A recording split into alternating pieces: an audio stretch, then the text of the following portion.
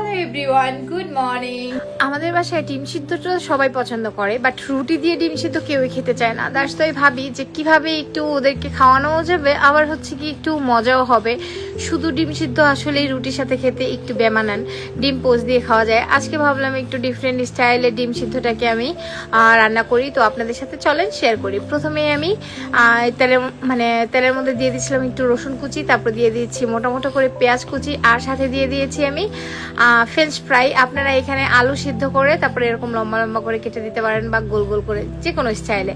But আমি সিদ্ধ করা আলু দেইনি, জাস্ট এটার মধ্যে আমি দিয়ে দিয়েছি মরিচের গুঁড়া, একটু হলুদের গুঁড়া, একটু জিরে গুঁড়া, ধনিয়া গুঁড়া, তারপরে এটা ভালোভাবে মিক্স করে দিয়ে দিলাম হচ্ছে গিয়ে সেদ্ধ করা ডিম, আর সবার লাস্টে দিয়ে দিয়েছি ধনেপাতা। এই তো সিম্পল ব্রেকফাস্ট, কিন্তু খুবই মজার।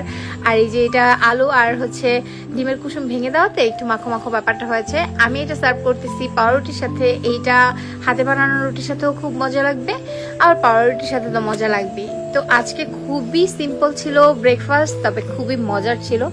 আমার ঘরের বাচ্চারা তো এটা পছন্দ করে, আমি নিজেও পছন্দ করি। এটার মধ্যে সব ধরনের মশলা আর হচ্ছে ধনেপাতার ফ্লেভারটা জাস্ট প্রতিটা বাইটে ফিল করার মতো অ্যাকচুয়ালি। মাম্মামকে আমি বলতেছিলাম মাম্মাম কেমন হয়েছে, সে একদম বুড়ো আঙুল দেখিয়ে দেখাচ্ছিল যে খুবই মজা হয়েছে। আর বাবা এটার একটু ঝাল লেগেছে, যেহেতু আমি একটু মরিচের গুঁড়া দিয়েছিলাম, বাট ব্যাপার না, এই ঝালটাও খেতে পারে, তবে একটু জল খায় সাথে সাথে।